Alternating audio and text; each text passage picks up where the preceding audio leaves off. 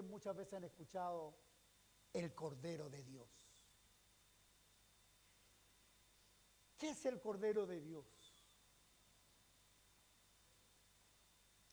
En San Juan capítulo 1, versos 29 y 34, la Biblia dice claramente: en el siguiente día vio Juan a Jesús que venía a él y dijo: he aquí el Cordero de Dios que quita el pecado del mundo. Y sigue diciendo: este es aquel de quien yo dije, después de mí viene un varón, en el cual es antes de mí, porque era primero que yo, y yo no le conocía, mas para que fuese manifestado a Israel, por esto vine yo bautizando con agua. Amén. Gloria a Dios. Este varón, Juan Bautista, tenía solo un propósito. ¿Y cuál era ese propósito? Era dar testimonio de él.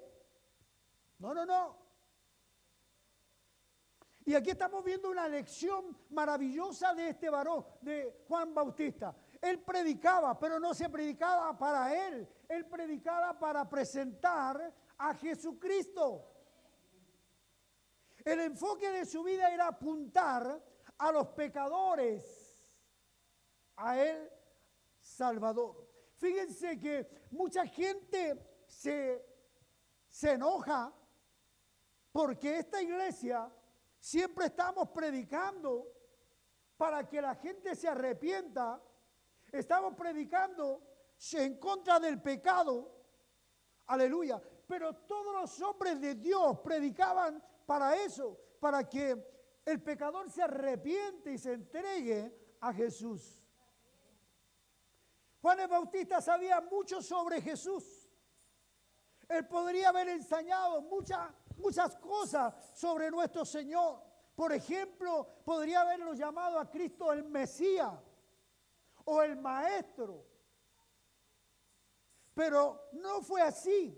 Él dijo, he aquí, él no dijo de esta manera, he aquí el gran Maestro. Nunca lo dijo. Tampoco él nunca dijo, he aquí el gran ejemplo. No. Él dijo claramente, he aquí el Cordero de Dios que quita el pecado del mundo. Dele un aplauso al Señor. Aleluya. Gloria a mi Dios. Y qué seguridad que tenía Juan el Bautista, hermano. Porque lo predicaba con seguridad. Aleluya.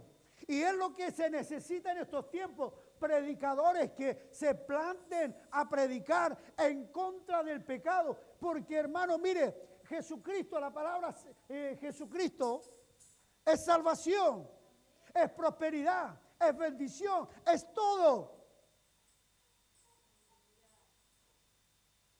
Si nombrar a Jesús tenemos todo. Pero tenemos que contrarrestar, tenemos que combatir el pecado. Esa es nuestra misión aquí en la tierra. Hablar en contra de los pecadores y decirle, tú eres, aleluya, lo que estás haciendo está mal. Gloria a mi Dios. Pero claro, al decir que el pecado es pecado y no está bien, el que predica tiene que practicar la santidad. Porque si no la predica, ¿de qué le sirve? Gloria a mi Dios. Algunos dicen que Juan el Bautista predicaba el arrepentimiento. Realmente sí lo hizo. Porque eso es lo que hizo. Nadie predica sobre el arrepentimiento. O sea, es que nadie predicó tan bien, con tanta seguridad, como este varón. Aleluya. Gloria a su nombre. Sin embargo, la predicación de Juan Bautista no era una lección moral, No lo era. Él sabía que nada podía ayudar al pecador arruinado a menos que él los apuntara, los llevara hacia Jesucristo. Porque él no podía, aunque él era bendecido, aunque Dios le ayudaba, pero él no podía salvar al pecador. Había uno mayor que él, y ese era Jesucristo. Hermano, tú no puedes salvar a tu hermano. La salvación es individual, cada uno. Pero tú puedes predicarle sobre el arrepentimiento, sobre el perdón, aleluya. Y es la palabra de Dios en la que hace la obra. Porque él sabía que nada más ni nadie podía quitar el pecado que tenían. Por eso a veces, mi hermano, insistir, aleluya, en alguien que realmente no quiere entender la palabra de Dios, por más que le hablemos, por más que le roguemos, por más que estemos poniendo todo para que realmente se entregue, es imposible. Pero cuando la palabra de Dios entra en el corazón, hermano, una sola palabra solamente basta para que la persona se arrepienta y se entregue a Cristo. Aleluya.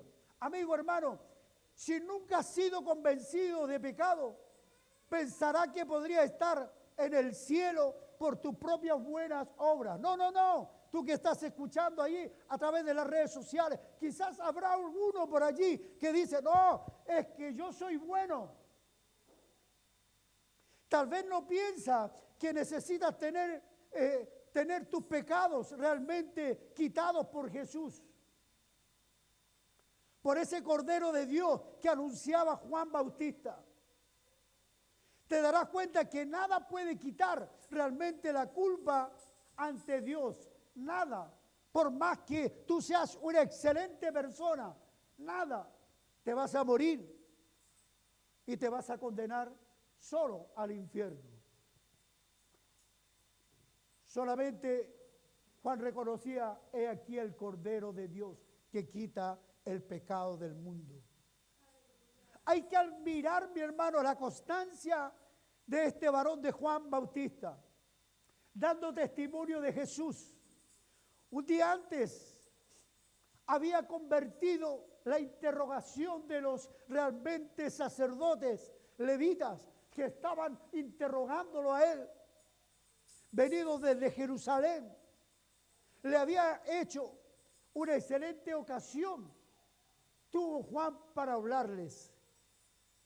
Veamos en San Juan capítulo 1, versos 19 y versos 28.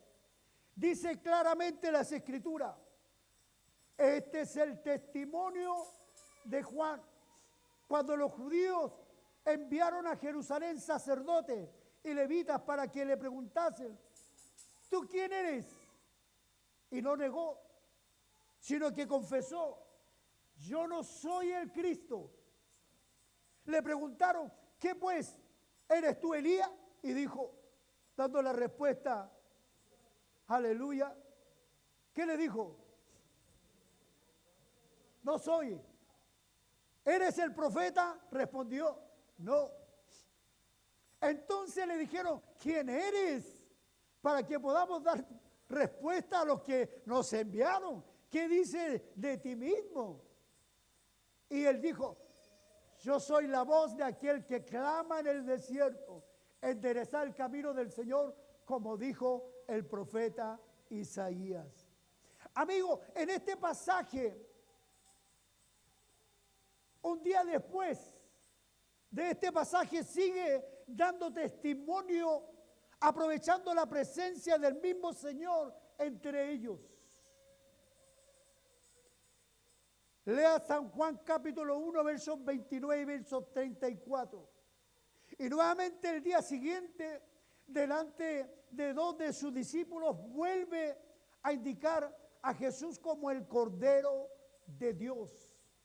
Veámoslo en San Juan capítulo 1, versos 35 y 36. Es donde dice la palabra del Señor. El siguiente día, otra vez estaba Juan y dos de sus discípulos.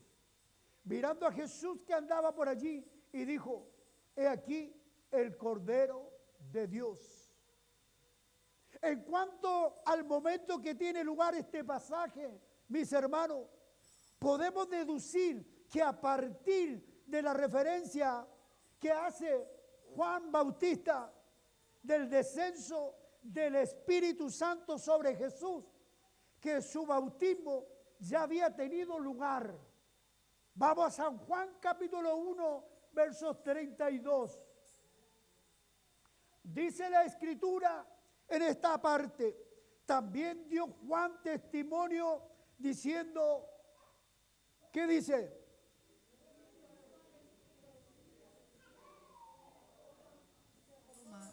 Sobre él. Sabemos, mi hermano, aleluya, que por lo tanto el Señor estaba regresando a donde estaba Juan por segunda vez. No sabemos, sin embargo, el tiempo que había pasado después de la tentación en el desierto. Véalo en en Marcos capítulo 1, versos 12 y 13, en donde dice las Escrituras: y luego el Espíritu lo impulsó al desierto. Y estuvo allí en el desierto, ¿cuánto? 40 días. Y era tentado ¿por quién?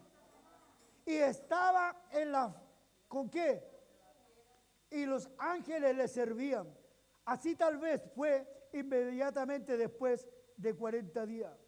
Y dijo: he aquí el Cordero de Dios. Podemos recibir con la seguridad que esta declaración de Juan el Bautista acerca de quién era Jesús, mientras la imaginamos valorando o señalándole entre la multitud. Pero ¿por qué dice él que es el Cordero de Dios? ¿Por qué lo dice Juan?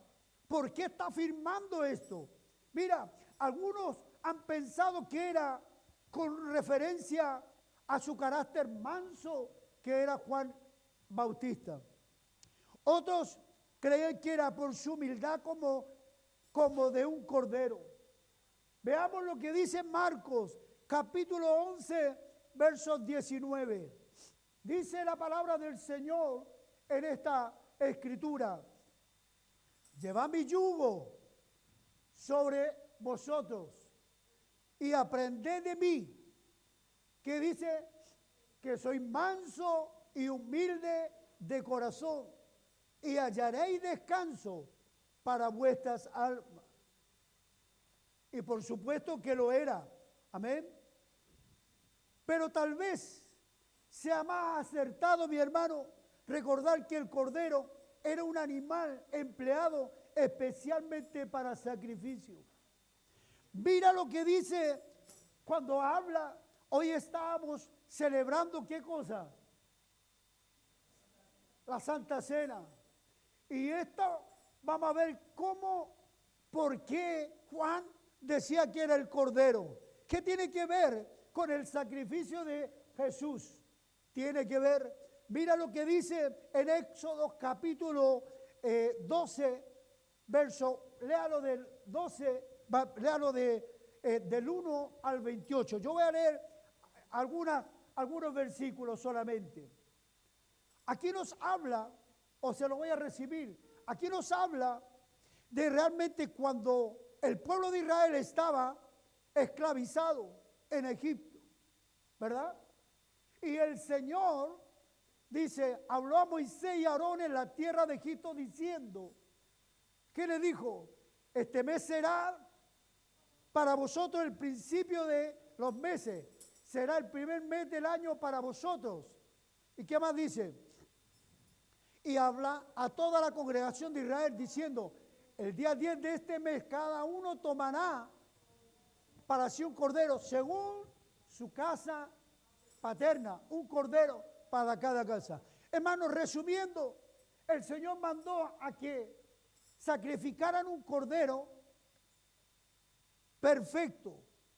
¿Y para qué lo que era? Porque celebraban, ¿qué cosa? ¿Qué iban a celebrar? la Pascua, porque iba a ser la liberación de Israel, aleluya. Pero le dio varias reglas que tenían que ellos cumplirla. No debían llegar y comerla.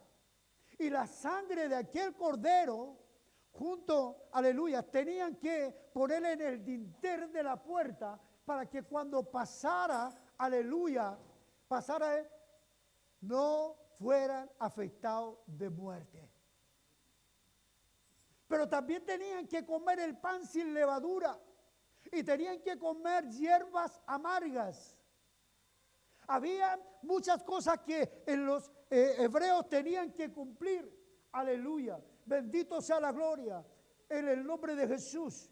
Léalo y verá todo lo que ellos tuvieron que hacer. Hoy en día el mundo va a celebrar la Semana Santa, pero no tienen ni idea.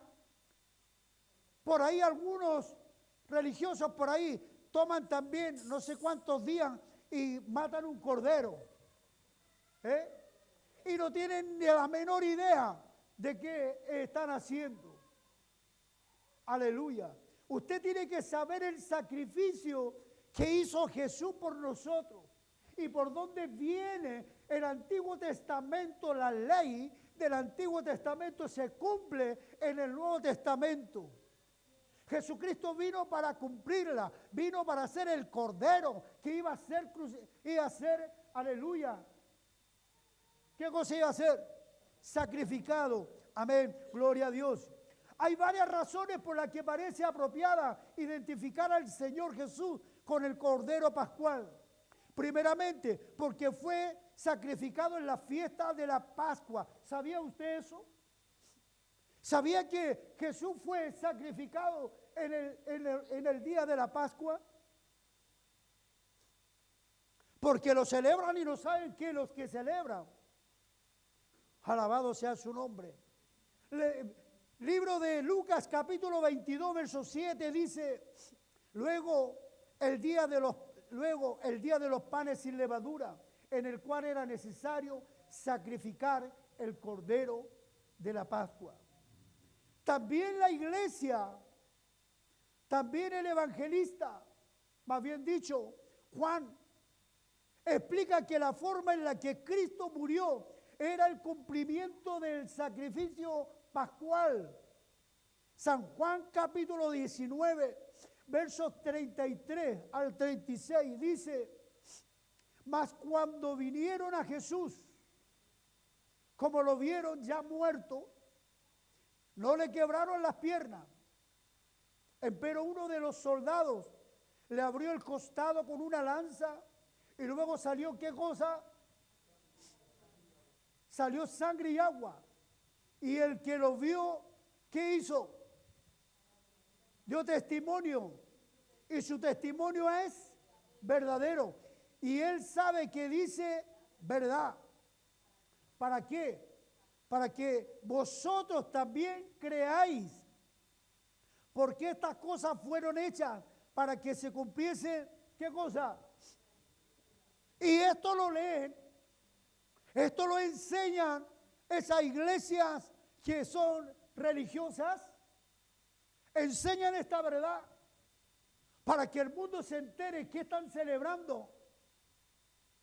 Porque todo el mundo a la muerte de Jesús, pero ¿qué ocurrió en ese día? ¿Qué ocurrió en ese mes?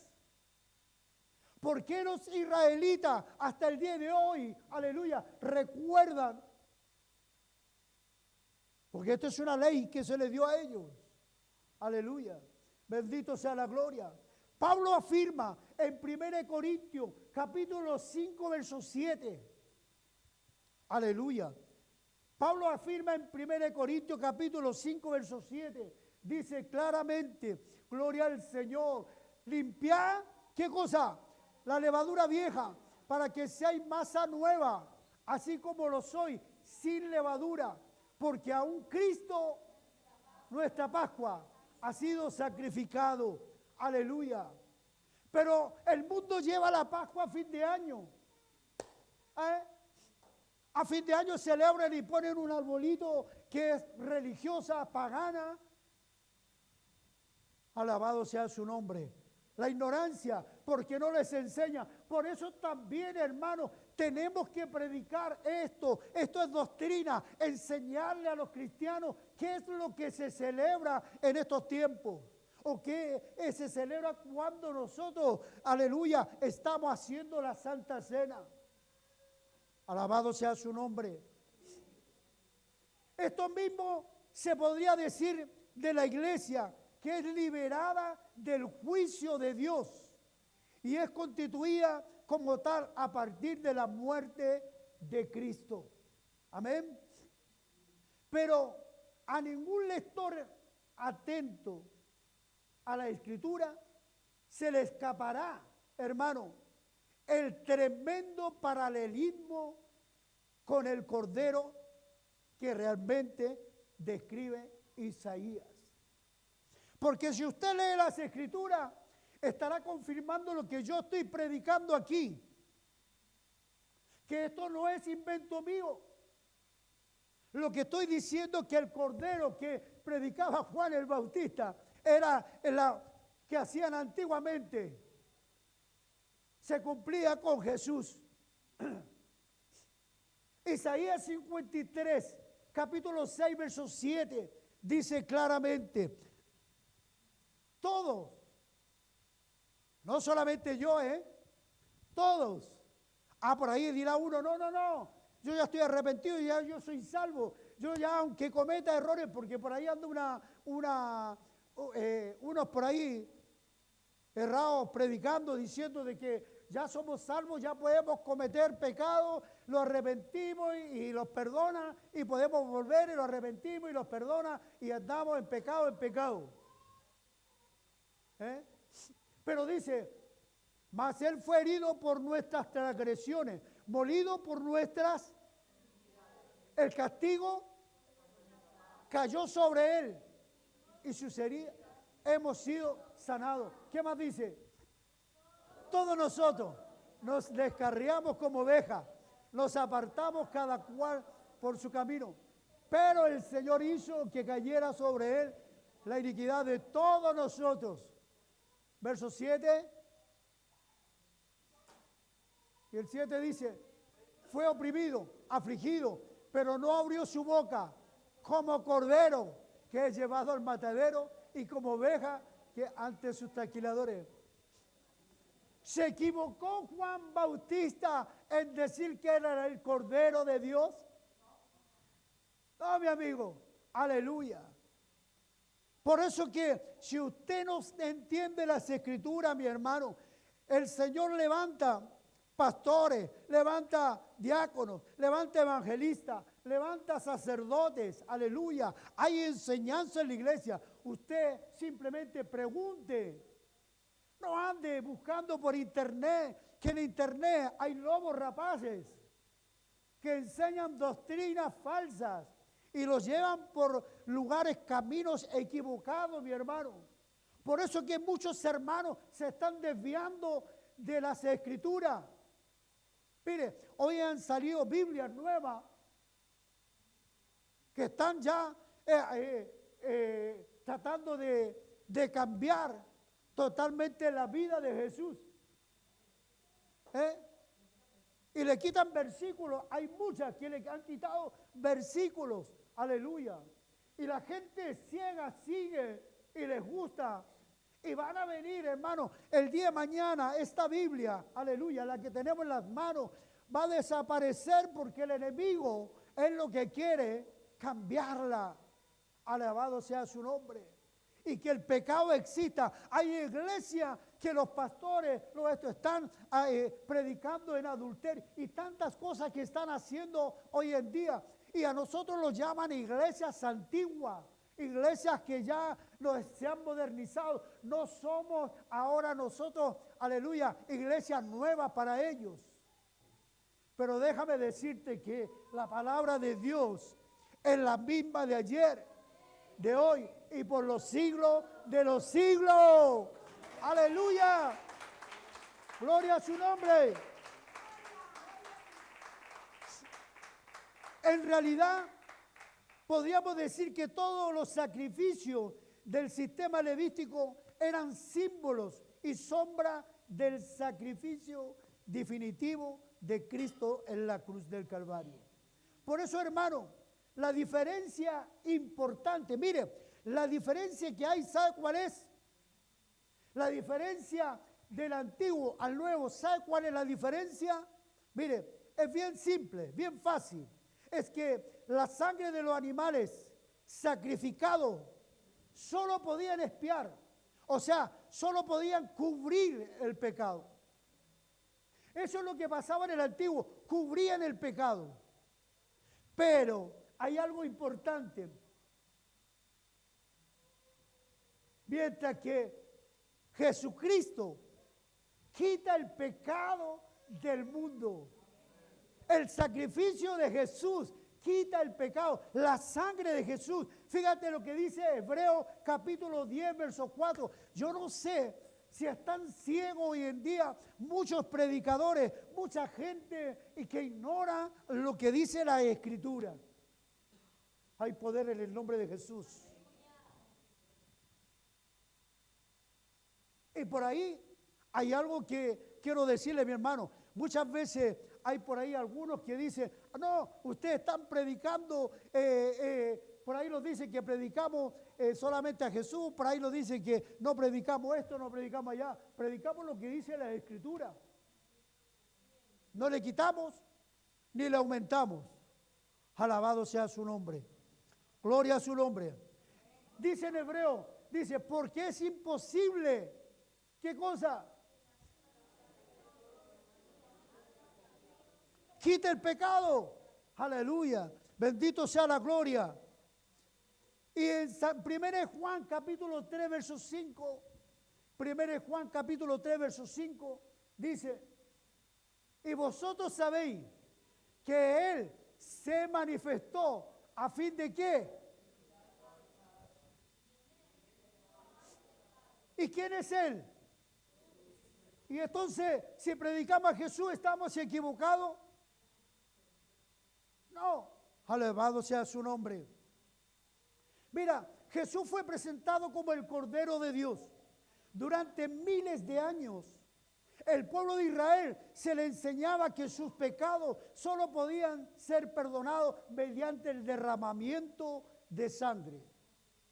Desafortunadamente, la mayoría de los israelitas nunca han aceptado la verdad de que la sangre de los animales ha sido reemplazada para siempre. ¿Y por quién fue reemplazada? ¿Por el hombre? No, fue reemplazada por la sangre del único, perfecto y santo es Jesucristo. Un aplauso, aleluya. Gloria a mi Dios. Gloria sea su nombre. Además, el mundo en general nunca se ha dado cuenta de que Dios se encarnó en el hombre, en Jesucristo, sufriendo los dolores de la muerte, para que cualquiera de nosotros pudiera ser redimido de nuestros pecados. Aleluya, bendito sea la gloria. ¿Quién vive? La muerte de un inocente. La suya no fue la muerte de un animal mudo o ignorante. No, sino la muerte agonizante, dolorosa y perfecta, inocente de nuestro Señor Jesucristo. En eso nos habla el precioso que es realmente Dios por nuestras almas. El Creador eterno soberano se envolvió en carne y soportó una muerte realmente insultante, humillante, y todo para pagar el rescate de toda la humanidad. Mira los sufrimientos de Jesucristo. Aunque hoy estábamos aquí tomando la cena del Señor, muchas veces no tomamos en cuenta ese sufrimiento que Él tuvo. Aleluya. El sufrimiento de Jesús pudo haber sido de dos partes. Mira, una puede haber sido la física y la otra psicológicamente. Cualquiera puede ver fácilmente que Jesús sufrió dolores físicos, ¿sí o no? Todo el mundo sabe que sufrió dolores, aleluya, físicos. Los azotes, los golpes, los traspasos, la corona de espinas, los clavos y tantas cosas que realmente le hicieron a Jesús. Lo que a menudo se pasa por alto es la angustia mental que Jesús experimentó al presenciar el rechazo masivo. ¿Sabe, mi hermano, el dolor que sufrió Jesús? Y ahí el mundo entero nunca se ha parado a pensar cómo sufrió Jesús psicológicamente. Porque humanamente él sufría igual que usted, igual que yo. Recuerde, mi hermano, que la traición duele. Él fue traicionado por Judas. Además de ser traicionado por Judas, él también le dieron la espalda. La misma gente que lo seguía, la misma gente que lo adoraba, la misma gente que lo tenía en alto. Aleluya, bendito sea la gloria. En el día de la crucifixión, aleluya, y antes de la crucifixión, esa misma gente gritaba, sus corazones habían cambiado. Pero ellos gritaban, crucifíquenlo, mátenlo. La misma gente. Hoy en día vemos hermanos en la iglesia, aleluya, haciendo traiciones. Vemos la traición que está, mi hermano, andando y rondando en las iglesias. Por eso, mi hermano querido, todas estas cosas pasaron. ¿Para qué? Para que nosotros hoy estemos atentos. Si a Jesús lo traicionaron, a Jesús lo mandaron los mismos que estaban ahí. Sus discípulos le dieron la espalda. ¿Cuánto más sucederán cosas en la iglesia? ¿Sí o no? Alabado sea su nombre. Por eso, mi hermano, cuando alguien te traiciona, no te preocupes, mi hermano, porque no es el hermano. Fíjate que Jesús le dijo a Pedro, aleluya, apártate de mí, Satanás. Sabemos que cuando un hermano está en contra, aleluya, que realmente, y tú no has hecho absolutamente nada, tu conciencia está totalmente tranquila, la lucha no la tienes con él, la lucha la tienes con un ejército que se está apoderándose de la mente de aquel hermano. Pero debemos de orar, la iglesia tiene que orar, la iglesia tiene que orar porque está pasando una enfermedad espiritual. Alabado sea su nombre. Eso es lo que sucedió Jesús. Considere su propio dolor cuando alguien ama y lo rechaza. Pero hermanos, yo creo que el sufrimiento psicológico puede ser más doloroso que el dolor físico. El rechazo, la traición, inflige infinitivamente más dolor que un corte, que un golpe. Aleluya. Porque los dolores pasan. Los cortes, aleluya, luego se sanan. Pero cuando hay traición, el corazón sufre, aleluya, la mente sufre y mucha gente llega hasta el suicidio por la amargura que siente. Cuidado, mi hermano, recuerde que Judas lo venció por 30 piezas de plata. El resto de los discípulos se perdió de vista. Juan y Pedro, aleluya, se olvidaron. Bendito sea la gloria. Y aún más, Pedro lo negó 3 veces. Y cualquier asociación previa con Jesús, él lo negaba. Muchos de los que estaban en las multitudes de adoración, un día antes parecía tener cambio en su corazón. Aleluya. Le gritaban que lo crucificaran. Alabado sea su nombre. Fue arrestado por las autoridades. Pero no voy a alcanzar a terminar la enseñanza. Pero se lo voy a resumir en dos pocas palabras. Esta misma enseñanza la daré por la radio o por esta es completa. Le va a gustar. Porque aquí viene también parte muy buena. ¿Sabe usted que al Señor Jesús, cuando lo crucificaron, estaba un valle que se llama Cedrón? El valle Cedrón dividía Jerusalén y el monte Olío. En medio estaba el valle, Cedrón. ¿Y sabe que en ese monte Cedrón no fue casualidad que lo llevaron a Jesús allí a crucificar? En ese valle, el rey David, cuando fue traicionado por su hijo, se fue a esconder para esos lados y lloró amargamente. ¿Es casualidad que a Jesús lo traicionaron y también lo llevaron a ese lugar a crucificarlo? Pasar por el valle de Cedrón, ¿es casualidad? Eso significa, mi hermano, y ese valle los judíos lo usaban para enterrar a los muertos. Le llamaban la tumba. Por eso que llevaron a Jesús al monte de los Olivos a crucificarlo, a matarlo. Por eso que hay varios textos de la Biblia que hablan que Jesús fue hasta lo más profundo de las tumbas, los muertos, porque allí donde mandaban todos los muertos. Pero lo voy a dejar hasta ahí. Si usted quiere aprender más, venga el otro domingo y seguimos enseñando, porque esto es muy bonito que usted lo sepa, para que cuando usted, mi hermano, celebre estas fiestas que en el fondo no tienen que ver con lo de Jesús. Si usted quiere celebrar la Semana Santa, venga aquí a la iglesia a celebrarla con nosotros. ¿Cómo realmente se celebra un acontecimiento como lo que hizo Jesús? Porque valió la pena, aunque Él sufrió, aunque recibió latigazos, pero hoy somos libres.